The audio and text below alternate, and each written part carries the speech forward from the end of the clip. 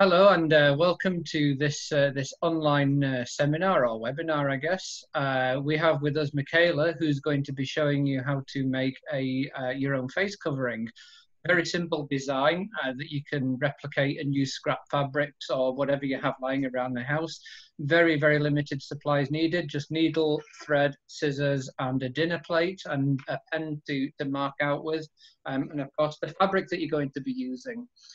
So without further ado, we'll hand over to Michaela, and she's going to be teaching me how to do it as we go along, and hopefully I'll have a working mask at the end of it. So over to you, Michaela. Hi. So these are the masks that we are aiming to have at the end of this, which are they're very simple and they're really easy, and they're quite cute looking as well. So these ones you wear with both the straps like this over your head long ways, and then just adjust as required, like this.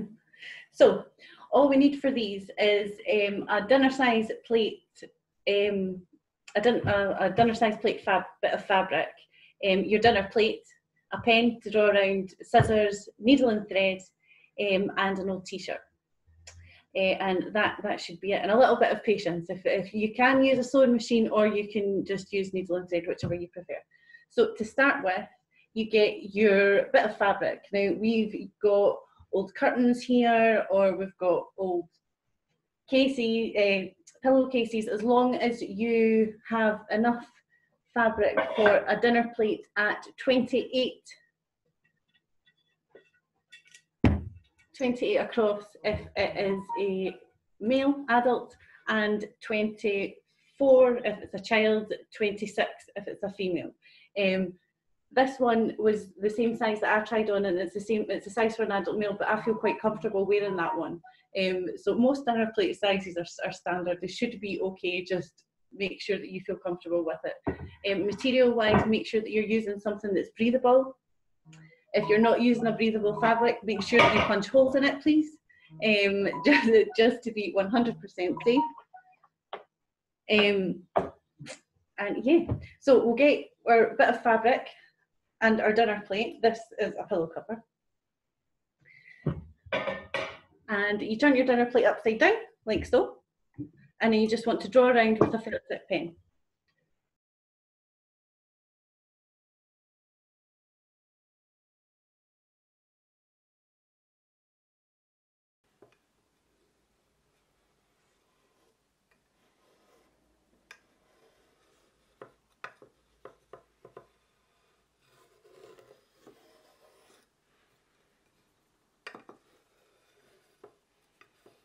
So when we've got that drawn out, we're going to cut it. Cut around it, and what you'll come up with is just a circle the size of your dinner plate. There's a few different fabrics that I've got here, so that you can see the contrast between the fabrics a little bit easier. So I'll be cutting up 4 different dinner plates, the dinner plate sizes bits of fabric, and joining them together just so that you can see slightly easier. Problem I've got is my fabric's got quite a few white bits on it, and of course my tailor's chalk is white, so seeing where the line's gone, thankfully I think I can join the bits that I can see. Well, I felt even a felt pen, a biro, anything like that will work as well. If you're working on light fabric, you might find that that's a slight difficulty. Also massive as well. My fabric manipulation skills aren't nearly as good as yours, so it's a little bit unwieldy. But well, you could be really careful and pin all this down and tack it with pins, but I'm just I'm just freehand cutting this one. The whole point in these masks is that they could be done with things that you'll have just in the house anyway. So I've tried to make them as easy as possible. I hope you agree. yeah, it's easy so far. Am I just using one circle for the one mask, or do I need to cut 2 circles out? No, you're just using one circle. Is that you all cut out? Yeah. Yep. So you've got your circle bit of fabric? Yeah. Okay. So after that... It's somewhere close enough to a circle. After that, what we're going to do is we're going to fold it in half, like this. And, yep, and in half again. Be as neat as you can with this. If you can get this line here to line up, that's ideal. And then what you're going to do is you're going to cut the seams. So you're just going to cut along here. I'm cutting through two layers there, yeah? 2 layers there, and then you're going to cut these seams also. Okay. I'm just going to speed along with this because I've got a couple other ones that I want to, so you can see the difference in the colour.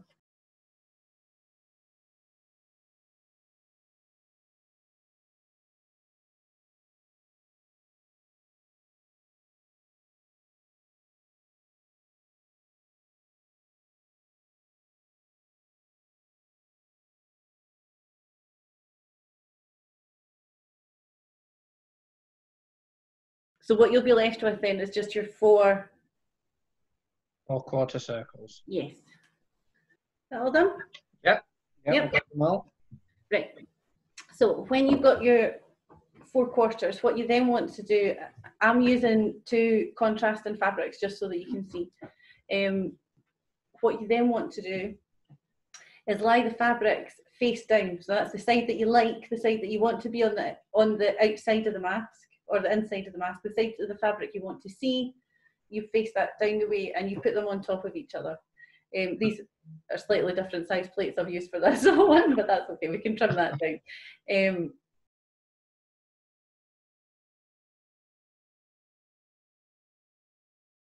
Good sharp scissors is a benefit because these ones aren't very sharp. Yeah. I see what you say about ironing fabric is always a good idea as well. Yes, if you can iron the fabric beforehand, it'll just make it easier to manipulate. It'll make it easier to match the seams because you don't have any folds or crinkles in the fabric. So what we're going to do now is we're going to sew along this edge here. So that's along the curved edge. So you place your 2 quarters facing in the way, and then we're going to sew down this side. How much of a seam allowance? About 1 centimetre to half a centimetre. There's quite a lot of leeway with these masks, so just as long as you feel comfortable in it and it covers enough for you to feel secure, because you know it's just to keep everything in and everything else out, isn't it? So I'm going to do this one with a needle. One of the things that you'll need to do is knot the end just to secure it. You can double stitch it, but this is a good cheat if you're not very good at sewing. So take your thread, and if you wrap it around your finger a couple of times and then just roll it off and just push that knot down, then it'll give you a little knot at the end of your string. Don't know if you can see that, very small. So at your top corner here, we are just going to do a double stitch. So the knot's going to stop your thread from coming out, so you can pull that all the way through, push the needle back through quite close to it, and just go over the same stitch again, or as close to the same stitch again.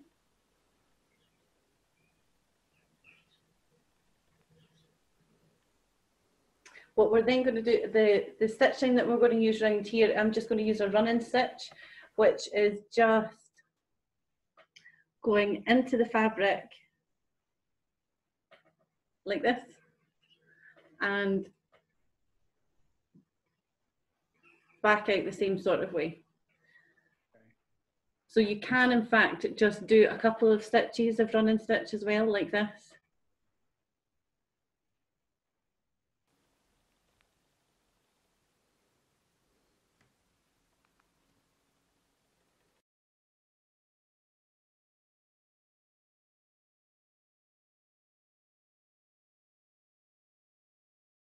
Is there any mileage if you know any other stitches? Is there any mileage to doing any other stitches just for if you've got a stretch fabric, then it would be beneficial to do a zigzag stitch just so that it's got more movement.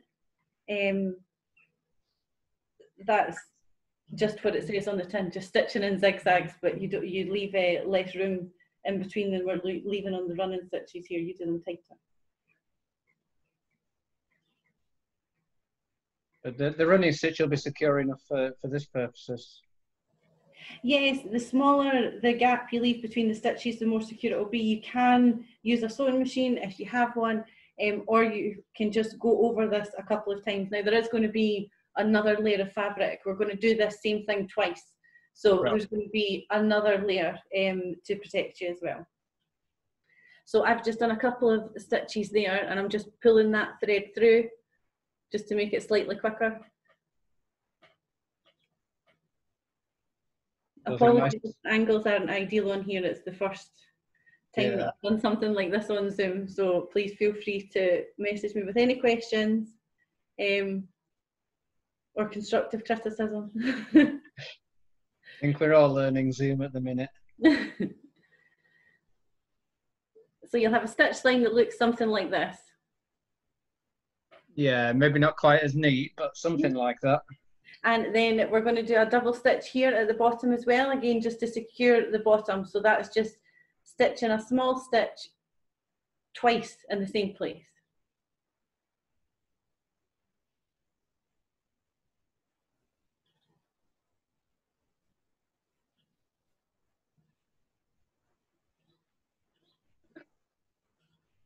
What I'll also do here, just to finish it, is I'll nick just a tiny little bit of the fabric, tiny little bit of the fabric with my needle, and then I'll go through this loop here, which will just tie a little knot and just secure the end. Okay, and then just flatten that out and snip that off. So what you have here then is the either inside or outside of your mask. I just take the excess thread off and then neaten up where I started as well.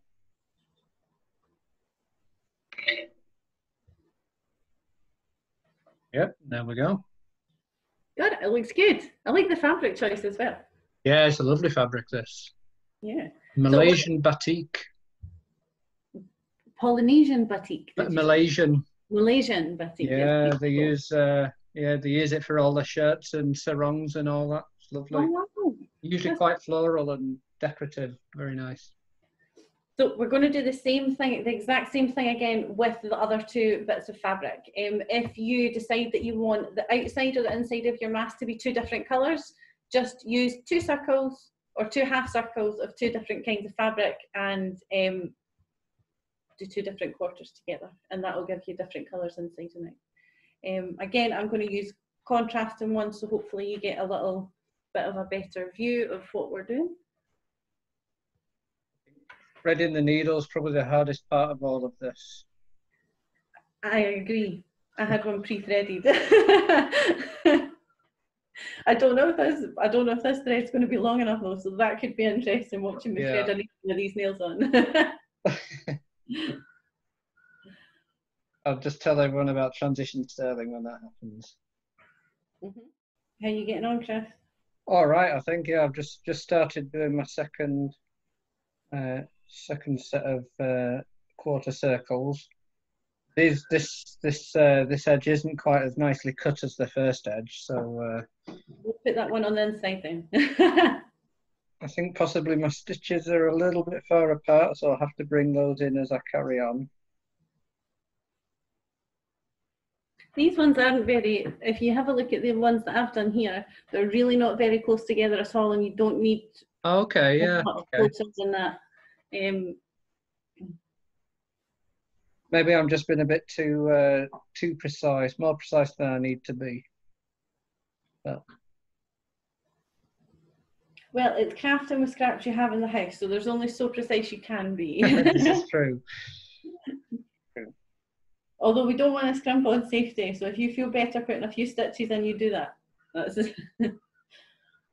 Okay, so I'm at the end. I'm just putting my double stitch in before I tie it off.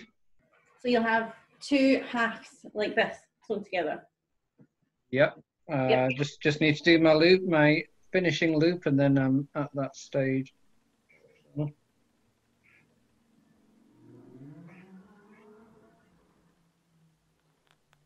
Just tie off, clip off my loose thread.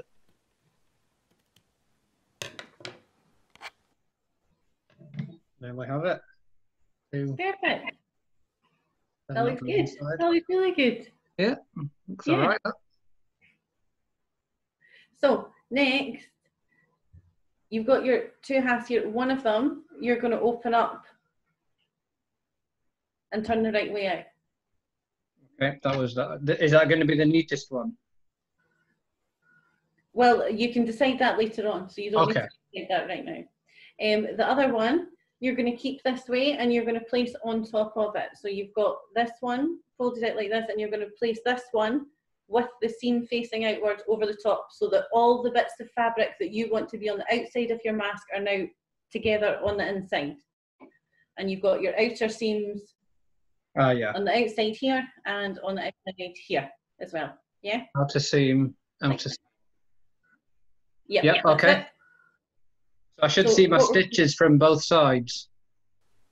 Yes, you should see your stitches and your seams from both sides. Perfect, What we're going to do now is just try and line your seams up just as neatly as you can. Try and place them. At this point, you can, if you want to, pin the masks, but I've tried to make this as with as little material as possible, so I'm not using any pins or anything myself. Then what we're going to do is we're going to sew round all these seams round here, bar about 2 inches here, we're going to leave free. Now that 2 inches can be anywhere as long as it's on one of the corners.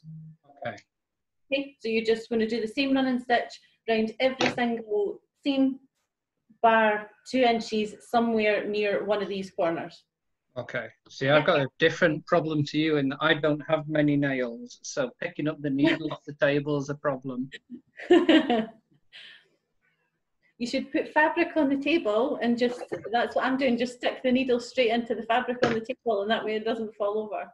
Good idea. Because why you're the teacher. I'm going to be attempting to thread this needle with my nails. Here it goes. You don't want your thread too long. It's better to maybe have to thread a couple of bits of thread, because if you have your thread too long, you might find that it knots when you're trying to pull it through. All right. Okay. So just repeat. I'm going around the whole thing, or I'm just on the straight edges. The whole thing, about 2 inches. It's just a 2 inch gap that you want to leave in your stitching near one of the corners, any corner. It doesn't matter what one. And that's just so that you can pull it through and pull it the right way out. Right, okay. So this little bit might take a minute. Yeah, this might be where the wonders of editing come in. So Transition Stirling are the guys that are making this possible, this little class for you. And it's a fantastic facility. They've got loads of different facets to it, not least of which is their tool library, which is a really wonderful facility whereby you can hire tools. So if you're renovating, if you're doing up the garden, if you're decorating at all, if you're sewing and you need a sewing machine, if you need a hammer, you can borrow or hire these tools from the tool library for a donation, which is just a fantastic facility. They've also got things like 3D printers. They do foraging classes, cooking classes. We have upcycling classes as well, and scrap cycling classes. And I'm sure there's lots more exciting things that are to come this year once all the madness settles down. Yeah, so we're looking into running some film screenings as well. So watching a film from the comfort of your own home. We are currently looking at how and when we're going to reopen the tool library, which will be sooner rather than later now, I think. Brilliant. Well, I suppose you can still quite strictly adhere to the guidelines with the tool library, can't you? So Yeah, it's going to be in a slightly reduced form almost, but there'll be lots of press releases about all of that and how we're going to do that as and when that's happening. So, so watch this space for that. For more information on that, who should people contact for that? Is it just what's the email or the contact? So we have info@transitionsterling.org.uk. We have a website, transitionsterling.org.uk. We're on Facebook, Twitter, Instagram. But I would say if you need to contact us, probably the easiest way is to go to our website. You can even just Google Transition Sterling and you'll find us quite easily. And then there's a contact us page on the website. That contact us form will take you straight to the info@Transition Sterling. So just write your message in there, and yeah, that's probably the easiest and best way to get in touch with us. Oh yeah. I suppose that'll give the option to keep up to date with the newsletter and things as well, won't it? Just to find out all the latest. Yeah. Well, let's hope you're opening soon because I want to go to some foraging classes. Yeah, we have. Well, I had a couple. Planning a couple there, but I've had to send an email out saying that we're going to have to postpone that a little bit, I think, unfortunately. But they will be coming back in one way or another. Even if it's later on in the year, there'll still be some foraging classes happening. Finding out about all these stuff because it's abundant everywhere as well. So yeah. I'm neating this up a little bit. This is what you should be left with your gap here. So you've a gap here. Now I have just cut round all these seams, so don't worry. I mean, if it's not looking quite that neat, you can just tidy it up using the scissors. Oh, I think I've made a mistake. How so?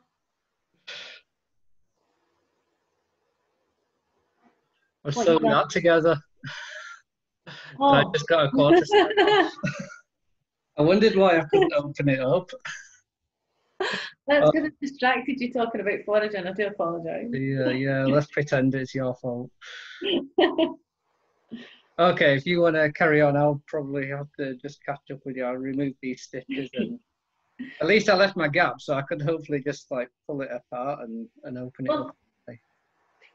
Fingers crossed. It'll be easy fix. It'll be easy fix. And it'll just be a line of stitching, worst comes to the worst anyway. So this gap that you left here, what you're going to do is you're going to push the inside of your mask out. Now, if you need to use the end of your pen, a cocktail stick, the end of a wooden spoon, something like that to help you feed the fabric through, then feel free to do so. And you're just trying to pull it all inside out, which will actually be the right way around.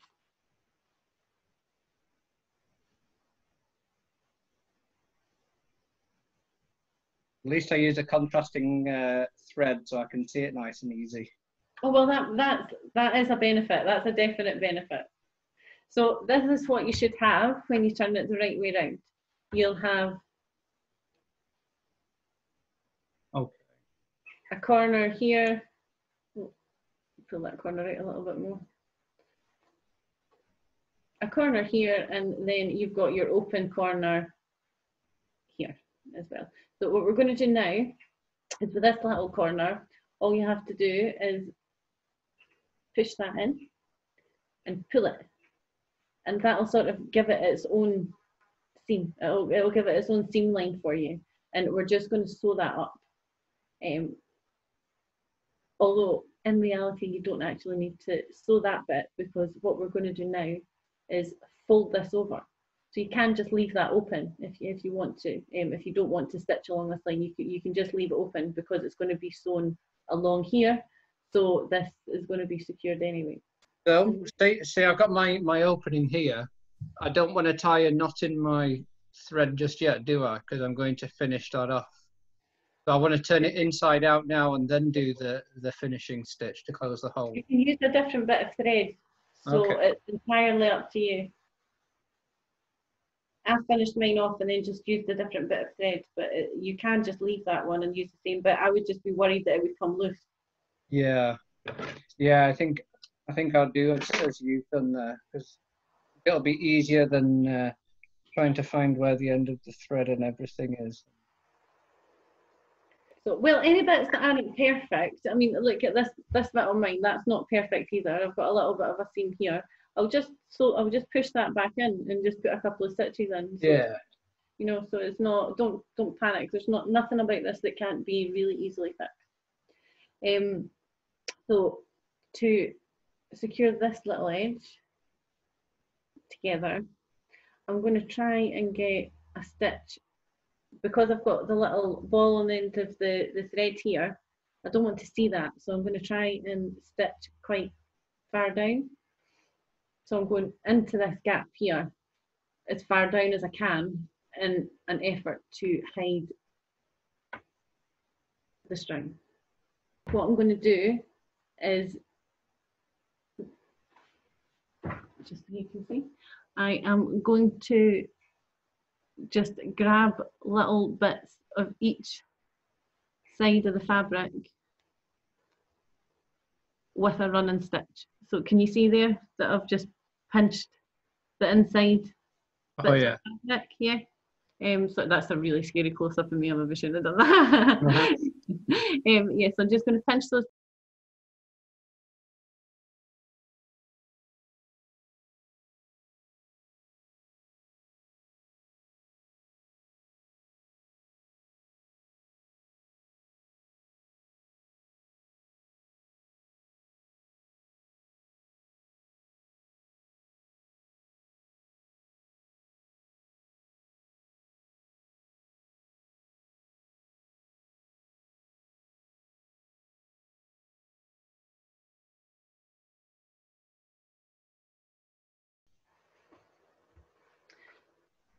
I'm going to make this the fastest running stitch I've ever done. You'll be an expert by the time we're done. Oh, yeah. Even if I've got holes in my fingers. Well, you can't always wear a thimble. I've been known to have to. Sometimes I just have one of those days, and I need to wear a thimble because it's just not working.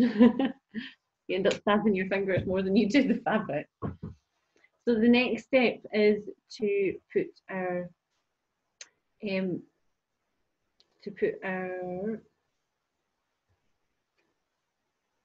in for our ties to go on.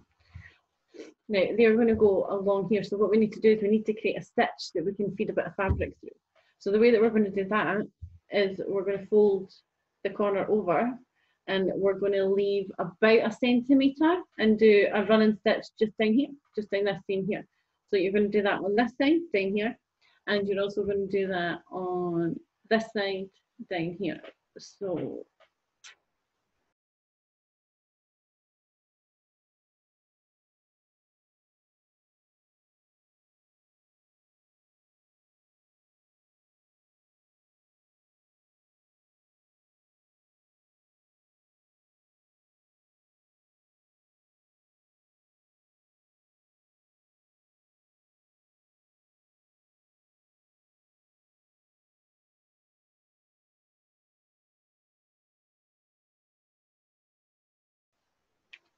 how you doing, Chris? Yeah, I've just closed that off now, so I'm at the stage now where I need to. So I've got to that stage there. I just need to find out where the corners are. That looks good. That looks really good.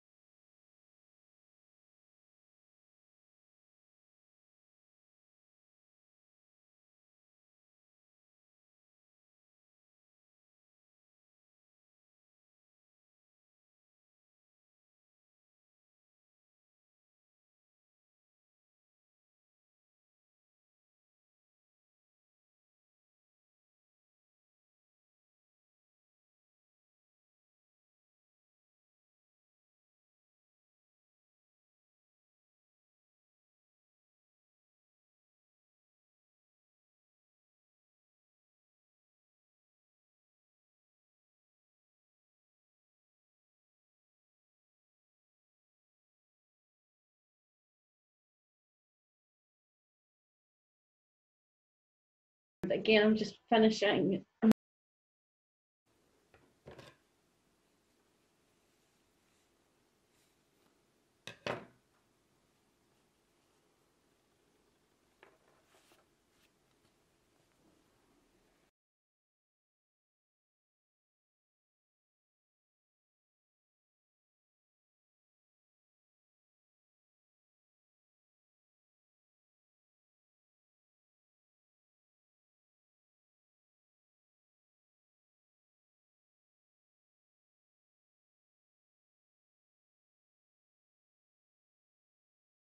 After that stage, we get to use the t-shirts. So this was just an old, God, I think it's just like an old polo neck thing. And all I've done is I've just cut the bottom off, cut the bottom seam off here, just from right along the bottom of the t-shirt. So just cut that seam straight off. And then cut another bit of fabric, just a straight line right along the bottom here, right along here, or well, a straightish, along the bottom here, about 1 to 2 centimeters in width.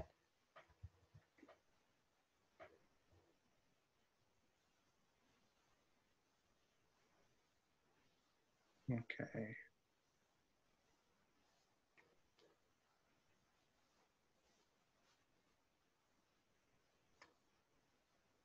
How many have you made of these? 1, 2, 3, 4, 5, 6, 7, 7 or 8 maybe. All right, one for every day of the week. Cool. So ties, we need ties. So for that, you got your t-shirt? Yes. Yep. Right. Cut the seam off. Straight along. And once you've cut the seam off the bottom, you're just aiming for just a strip like this, just a centimetre or 2 wide. Okay. And then you want to cut your seams off the edge of the t-shirt.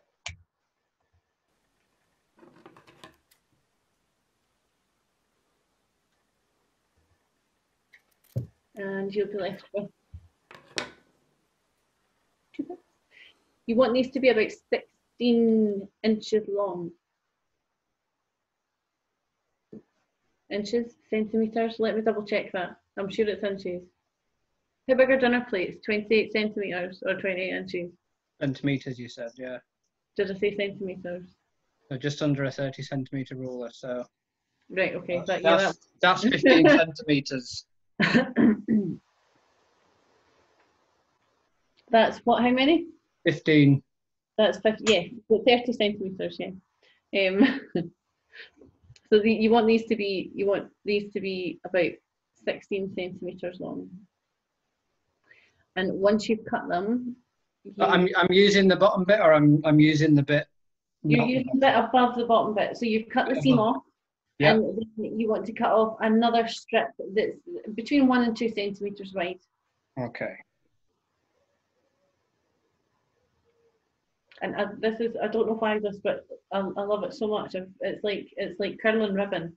So then what you want to do once you've cut your strips and you cut the seams off, or you cut them to your 16 centimetres, you pull. And it sort of rolls the fabric, it rolls and stretches the fabric, and it makes it look more like a tie or a ribbon.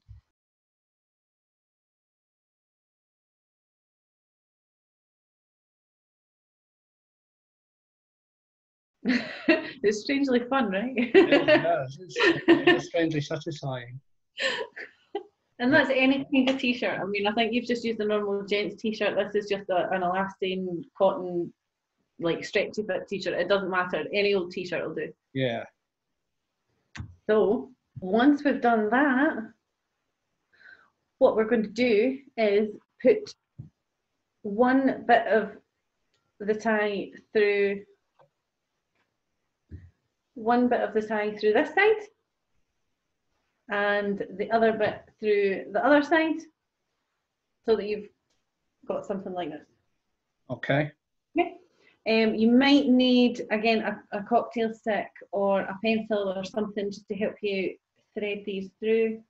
If you're using scissors, just make sure you don't poke holes in your fabric. Yeah, got a paintbrush, end of a paintbrush. No, that's always handy. So you do this with both sides. First side, and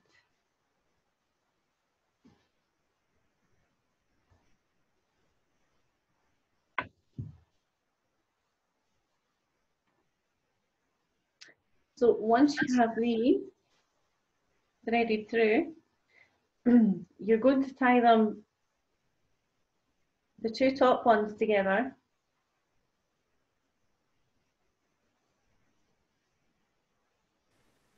and the two bottom ones together.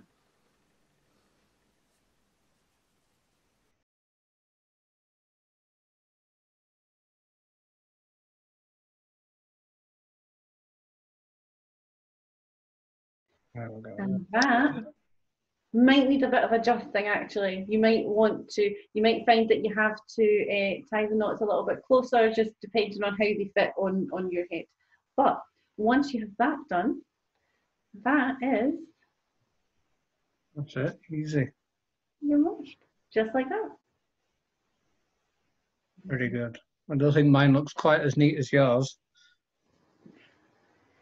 To be fair, I think this one was done on the sewing machine. I'm sure this is one I made earlier. But that should be, with a little bit of adjusting on the sides here.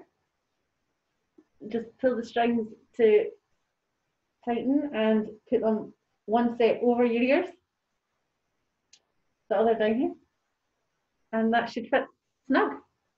You can also, when you are turning the mask right side out, you can opt to leave that gap open if you want to add a filler, a liner, sorry, in between the layers. You can add that liner just before we sew these bits in. I opted not to add liners into mine just because this I can just shove in the washing machine, whereas you don't really want to. I don't know what the liners are made of, so you don't want to necessarily rewash them all the time. But that's not to say that you couldn't cut a little bit here and just make a pocket and just put whatever liner, inside it. So I think I need to cut my, I've got a big head, so I think I need to cut my my elastic a little bit longer. There you go. One mask. Yeah. Very good. Nice. Good stuff. Okay. Well, thank you for that. Like I say, if you've got any questions or comments about that, then please do contact us. Like I say, through the website. Check out some of our other workshops that are coming up. We're looking into how to do a furniture upcycling one online. So that will be hopefully coming up very shortly. But any questions for me or Michaela or about Transition Sterling, then yeah, just contact us through the website. Follow us on Facebook. We've got a Facebook organisation page and we've got a group page. Join both of them. There's nice community spirit and feel to both of those. And if you want to join our newsletter as well, you can do that through the website. Or you can just send us an email and we can add you manually to the newsletter too. You can find more about our workshops and events and what else is happening with Transition Sterling then and there. So thank you for watching, and we hope to see you again soon. Thank you.